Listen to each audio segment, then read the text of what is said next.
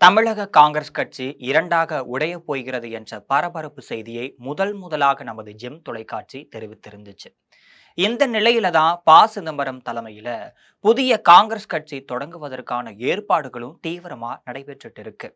2026ஆம் ஆண்டு ஜனவரி மாதம் பிறந்து விட்டதால அரசியல் கட்சிகள் அனைத்தும் இறுதிக்கட்ட முடிவை எட்டிய வண்ணம் இருந்துட்டு இருக்காங்க. இதுல திமுகவுடன் காங்கிரஸ் கட்சி மோதல் போக்கை ஆரம்பித்ததால தற்பொழுது காங்கிரஸ் கட்சி இரண்டாக உடைய இருக்கிறது.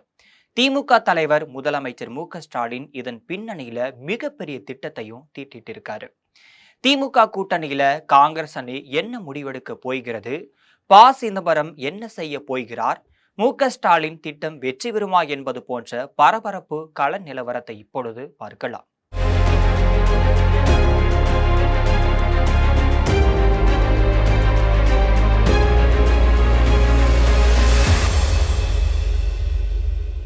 திமுக கூட்டணியில் பல தேர்தல்கள் சந்தித்த காங்கிரஸ் கட்சி தற்பொழுது கூட்டணி தொகுதிகளை ஒதுக்கி தர வேண்டும், அது மட்டுமல்லாமல் அமைச்சரவையில் பதவி தர வேண்டும் என குரல் எழுப்பிட்டு வராங்க.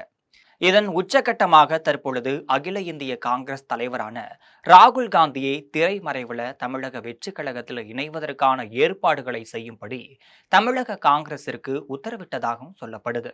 அதே சமயம் தமிழ்நாட்டில் பாரதிய ஜனதா கட்சியை விட காங்கிரஸ் கட்சியின் வாக்கு வங்கி மிக குறைவாகவே இருக்கிறது என்று கணித்திருக்கும் திமுக தரப்பு வழக்கம் போல 25 தொகுதிகளை மட்டுமே ஒதுக்கி தர முடியும், ஆட்சி அமைப்பதில் பங்கு தர முடியாதுன்னு உறுதியாவே தெரிவிச்சிருக்காங்க.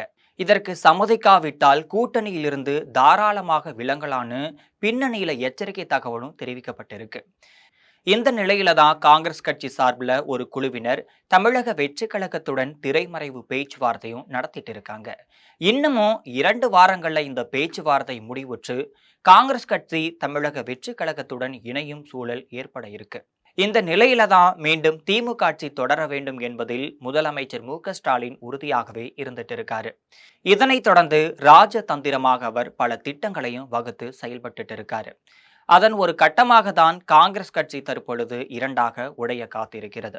இதில் செல்வ பெருந்தகை தலைமையிலான தமிழக காங்கிரஸ் கட்சி தமிழக வெற்றி கழகத்துடன் இணையுமானால் தமிழக காங்கிரஸ் ஜனநாயக கட்சி என்ற புதிய கட்சி உதயமாக இருக்கிறது. இந்த கட்சியை முன்னாள் மத்திய அமைச்சர் சிதம்பரம் தொடங்குகிறார். முன்னாள் மத்திய அமைச்சர் சிதம்பரம் தற்பொழுது ராஜ்யசபா எம்பியாகவும் இருந்துட்டு இருக்காரு. வரக்கூடிய 2027ஆம் ஆண்டு வரை அவரது பதவிக்காலம் இருக்கிறது. அவரை பொறுத்த வரையில திமுக பக்கம் ஆதரவாக இருந்துட்டு இருக்காரு.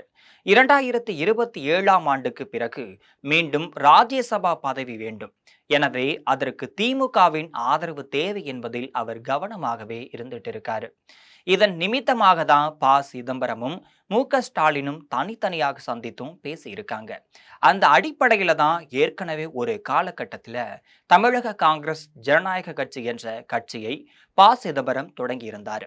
தற்பொழுது அந்த கட்சியை மீண்டும் புதுப்பிக்க திட்டமிட்டும் இருக்காரு. எனவே சிதம்பரம் தலைமையில மற்றொரு காங்கிரஸ் கட்சி உதயமாக இருக்கிறது. இந்த காங்கிரஸ் கட்சி திமுகவுடன் கூட்டணி வைக்க முடிவும் செய்யப்பட்டிருக்கு.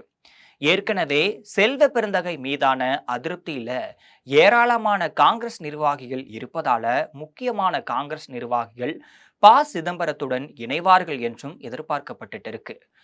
சிதம்பரம் தலைமையிலான தமிழக காங்கிரஸ் ஜனநாயக கட்சி உதயமாகும் பட்சத்துல அந்த கட்சிக்கு 10 தொகுதிகளை ஒதுக்கி தர திமுக திட்டமிட்டிருப்பதாகவும் சொல்லப்படுது. எனவே இன்னும் 2 வாரங்கள்ல காங்கிரஸ் கட்சியின் இறுதிக்கட்ட முடிவுகள் என்ன என்பது தெரிந்துவிடும் என்பது முக்கிய செய்தியாகும்.